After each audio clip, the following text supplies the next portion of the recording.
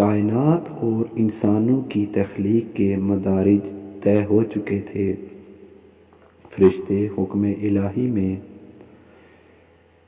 مشغول رہتے تھے اور ان کی افزائش امر الہی سے ہوتی تھی، لیکن جب مارج جنات کو پیدا کیا تو ان کی فطری تقاضے عود کر آئے اور اللہ تعالیٰ نے ان کے لیے ایک بیوی تخلیق کی جس کا نام مارجہ۔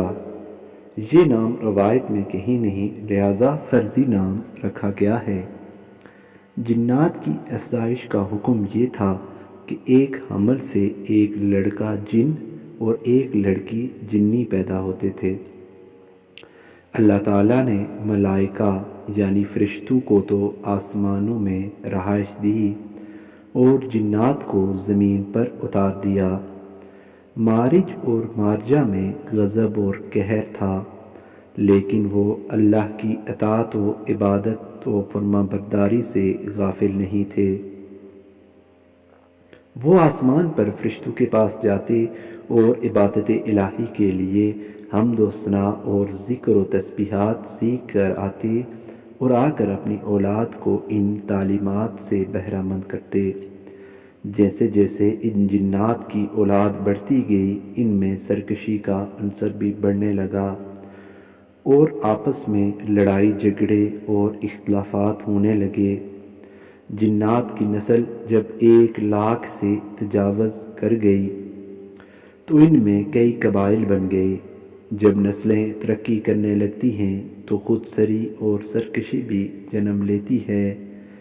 قہر و غضب سے بری ہوا اور آگ سے تخلیق ہوئی مخلوق یعنی جنات نے زمین پر فسادات برپا کرنے شروع کر دیے۔ جیسے ابھی نسل آدم کا معاملہ ہے، جب جنات کی سرکشی بڑھنے لگی تو قریب تھا کہ حکم نازل ہوتا۔ مارج جنات کے جو جد امجد تھے، اس نے اللہ کے حضور قوم کی سرکشی کے خلاف گریہ زاری کی کہ قوم کی سرکشی ختم ہو جائے اور باہمی اتحاد و اتفاق اور نیکی اور اللہ کے احکام کو بجا لانے کی دعا کی۔ اس کے علاوہ قوم کو بھی ہدایت و تبلیغ کی تلقین کرنے لگا، لیکن طاقت اور غضب کے نشے میں سرشار بگڑے ہوئے جنات نے مارج کی بات ماننے سے انکار کر دیا اور اسے صاف دھتکار دیا۔ پھر اللہ تعالیٰ نے بنو مارج کو، جو نیک اور رحم دل اور اللہ کی اطاعت گزار اور فرما بردار جنات تھے، ان کو سرکشوں کے خلاف جنگ کا حکم دیا۔ یہ لڑائیاں بہت عرصے تک چلتی رہیں اور بالآخر حق کی فتح ہوئی۔ بہت سے سرکش اور گمراہ جنات کو قتل کر کے جلا دیا گیا اور بہت سوں کو دور دراز جزیروں اور زیر زمین قید کا حکم دیا گیا اور زمین پر ایک بار پھر سے اللہ کا حکم چلنے لگا، اور زمین جو جنات کی سرکشی اور فسادات سے عاجز آئی ہوئی تھی ایک بار پھر خوشحال ہو گئی۔ زمین پر ایک بار پھر نیک اور برگزیدہ اور فرما بردار حکم الہی بجا لانے والے جنات ہی رہ گئے۔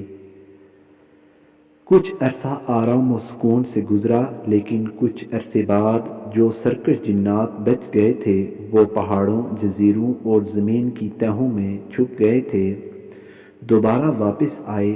کچھ عرصہ تک تو انہوں نے دکھاوے کیے، نیکی اور فرما برداری کے، لیکن کفر، گمراہی اور سرکشی ان کی رگ رگ میں بھری تھی، لہٰذا انہوں نے دوبارہ وہی کام کرنا شروع کر دیا۔ اب کی بار انہوں نے طاقتور اور غیظ و غضب سے بھرے قبائل کو ایک دوسرے کے خلاف کرنا اور بھڑکانا شروع کر دیا۔ اس میں کوئی شک نہیں کہ وہ جنات بڑے متقی اور پرہیزگار تھے، لیکن ہوا اور آگ سے بنی یہ مخلوق بہت جلد بھڑک اٹھنے والوں میں سے تھی۔ اب کی بار زمین پر فسادات نے ایک نیا روپ دھار لیا اور بڑے بڑے قبائل آپس میں ایک دوسرے سے لڑنے اور کشت و خون کرنے لگے۔ زمین ایک بار پھر جنات کی سرکشی، لڑائیوں اور فسادات سے بلبلا اٹھی اور بارگاہ ربی میں التجا کی کہ ان سرکشوں کو مجھ پر سے ہٹا لے یا مجھے ہی حکم دے میں انہیں اپنے اندر دبوچ لوں۔ ملائکہ نے بھی اللہ سے سفارش کی کہ جنات ایک بار پھر سے سرکش ہو گئے ہیں اور اب کے حالات اس قدر برے ہیں کہ بس کہیں کہیں کوئی صاحب ایمان اور نیک پاک جن رہ گیا ہے۔